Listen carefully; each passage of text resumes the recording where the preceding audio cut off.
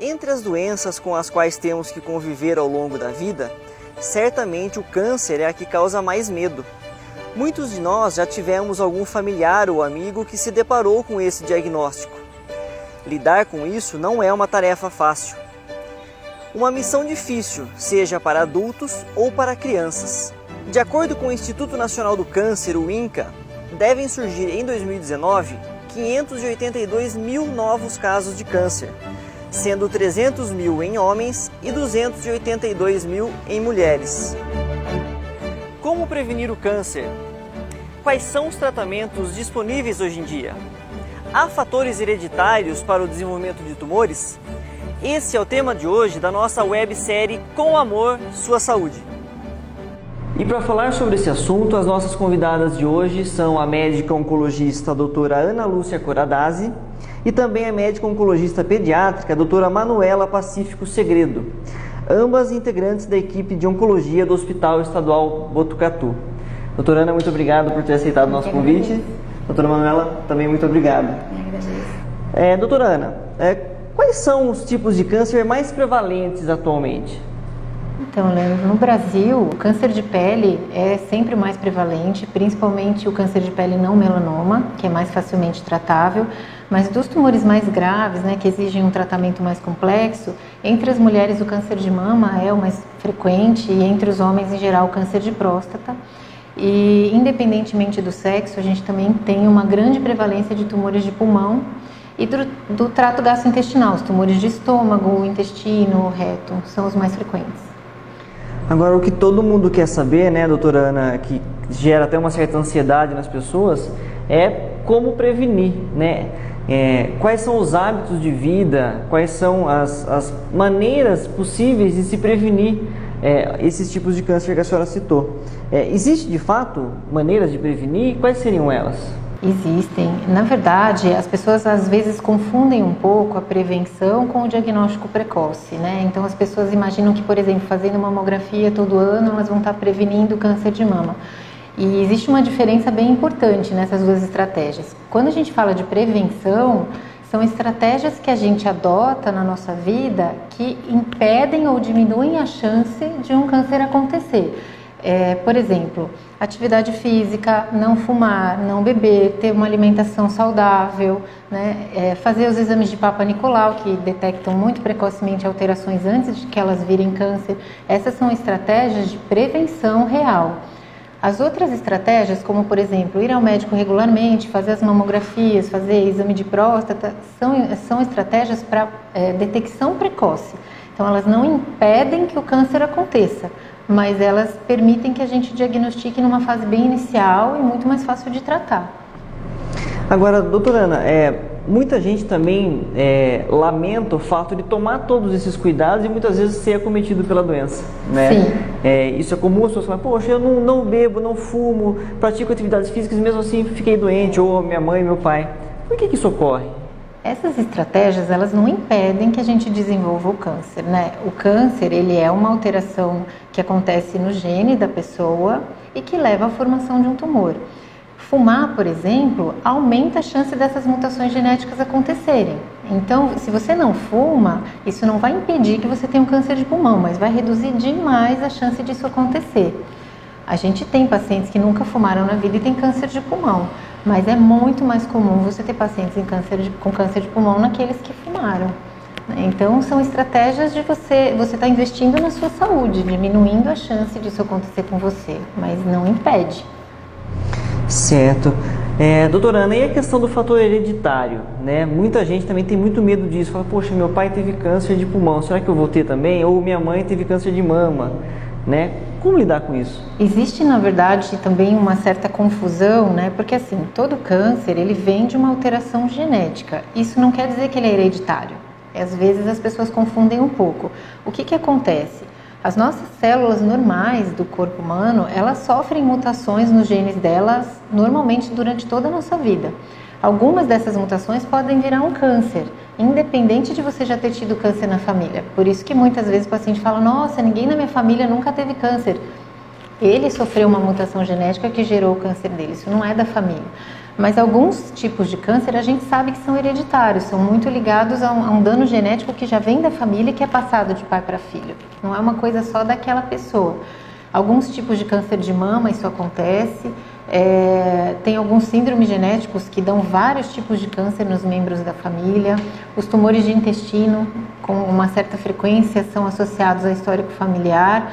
Mas a gente não deve esperar ter um histórico familiar para imaginar que pode ter um câncer. A gente vê com frequência, às vezes as pessoas falam: ah, mas não tem caso na família, então acho que eu posso fumar. Não, não é isso, né? Não é porque você não tem na família que você não vai ter. Alguns cânceres só são associados à herança genética. Certo. Doutora Ana, agora, apesar de ser uma doença grave e muito temerosa, né, existem tratamentos hoje, né, disponíveis para o câncer. Quais são esses tratamentos, quais são os principais e quais aqueles que têm mais chance de cura em alguns casos ou até de aumento de sobrevida, né? Apesar de sobrevida ser uma palavra também que gera medo nas pessoas, poxa, quer dizer que eu tenho pouco tempo de vida, né? Quais são então os tratamentos hoje disponíveis? O tratamento do câncer, ele é baseado em 3 estratégias principais, que são a cirurgia, a quimioterapia e a radioterapia. E, na verdade, para cada tipo de câncer e para cada estágio em que o câncer é diagnosticado, essas estratégias são combinadas. Por isso que, assim, a maior evolução do câncer não foram drogas novas, a maior evolução do câncer foi trabalhar de uma forma integrada entre essas 3 áreas, né? Não só ficar com o cirurgião, só com o oncologista ou só com o radioterapeuta. O ideal é que esses 3 profissionais se juntem para discutir caso a caso qual é a melhor estratégia para aquela pessoa. E com isso é que a gente conseguiu um aumento bem importante nos índices de cura de câncer hoje em dia. Quando a gente fala de cânceres mais curáveis ou menos curáveis, eu prefiro até falar na fase em que ele foi encontrado. Porque a gente tem um índice de cura muito alto em câncer de mama, por exemplo, mas não se você pegar a doença já numa fase metastática, né? Então isso depende muito do tipo de câncer da pessoa que está sendo diagnosticada e do estágio em que a doença foi adquirida. Hoje a gente tem outros tipos de tratamento bem modernos, a imunoterapia, que até ganhou o prêmio Nobel ano passado por conta do desenvolvimento da imunoterapia. Tem quimioterapias muito menos agressivas do que a gente tinha no passado e que são mais eficazes. A gente tem estratégias que a gente chama de terapia alvo molecular, que também são menos tóxicas. Mas nada disso tem sentido se a gente não trabalhar de uma forma integrada, a equipe toda, para ver qual é a melhor estratégia naquele caso para aquele paciente. Tá certo, então fica aí a informação de que é possível sim tratar e o câncer nem sempre quer dizer que a pessoa está fadada à morte, né? De jeito nenhum. Agora, para o adulto, né, já é complicado lidar com essa questão do câncer, né? Imagine então para uma criança, né? Isso traz um trauma muito grande para a família, para os pais, enfim, é uma situação bastante complicada. E para falar um pouco sobre a oncologia pediátrica, nós vamos falar agora com a doutora Manuela, que é oncologista pediátrica aqui do Hospital Estadual. Doutora Manuela, quais são os principais tipos de câncer que acometem as crianças hoje, né? E é verdade que nas crianças o câncer tem mais chance de cura do que nos adultos? Como que é essa questão? Os principais tipos de tumores na infância, né, tem disparado, a leucemia vem em primeiro lugar, que são os tumores das células sanguíneas, seguidos tumor do sistema nervoso central e linfomas, tumores ósseos, tumores abdominais. Em relação à chance de cura, como muitas vezes, né, o diagnóstico ele é mais precoce, acaba tendo uma doença menos agressiva e aí a chance de cura maior. Cerca de 30%, né, da população das crianças com câncer tem leucemias e ela é uma doença de um curso muito rápido. Normalmente vem com a criança com uma história de febre de mais de 8 dias, aparecimento de manchas roxas pelo corpo, sangramento tanto de boca, às vezes o xixi fica mais escuro, manchas roxas, dor no corpo. São sintomas que estão presentes em outras doenças benignas da infância, como a infecção de vias aéreas superiores, gripe, resfriado, mas que podem sim ter como um diagnóstico diferencial a leucemia. E quanto mais precocemente a gente consegue, né, diagnosticar menos quimioterapia eu dou para essa criança e maior é a chance de cura, menor é a chance dessa doença voltar. O tratamento é como a doutora Ana falou, né, baseado em 3 grandes pilares, que é a cirurgia, a quimioterapia e a radioterapia.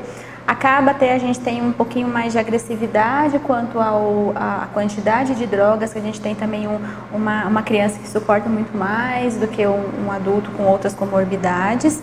E o uso assim, de terapia-alvo ainda está se engatilhando, mas que a gente já tem sim para usar para os tumores da infância. E em relação à prevenção, a doutora Ana citou alguns cuidados, alguns hábitos de vida que contribuem para o não aparecimento do câncer. Com as crianças funciona dessa mesma forma? Infelizmente não, né? Porque a gente tem como esses fatores ambientais. Assim que a gente estimula, né, aquela célula que pode vir a ter uma mutação, como a doutora Ana falou, a gente precisa de um tempo para que essa mutação vire o câncer, né, a carcinogênica que a gente fala. E pode ser que tenha no futuro, na infância não. O que a gente tem na infância que faz com que tenha não, né, uma prevenção, o que a gente chama de prevenção secundária, é o diagnóstico precoce, que aí quanto mais precocemente a gente observa lesões, que né, são sinais e sintomas de um câncer no estágio inicial da doença, a gente tem, como eu já falei anteriormente, né, uma melhor taxa de cura, menos quantidade de quimioterapia ou de um tratamento menos agressivo para uma doença que tem uma melhor resposta. Tá certo, é importante então que os serviços de saúde invistam cada vez mais recursos, né, na área de oncologia, se especializem nisso. E nós aqui na região de Botucatu temos o privilégio de poder contar com o Hospital das Clínicas aqui da Faculdade de Medicina, que agora, mais recentemente, por conta do aumento da incidência do câncer na população, pretende ampliar suas instalações para poder possibilitar uma assistência de qualidade ao paciente oncológico. Existe inclusive um projeto para a construção de um edifício exclusivo para o atendimento oncológico, interligado aqui à estrutura do HC, que está orçado em R$5.500.000.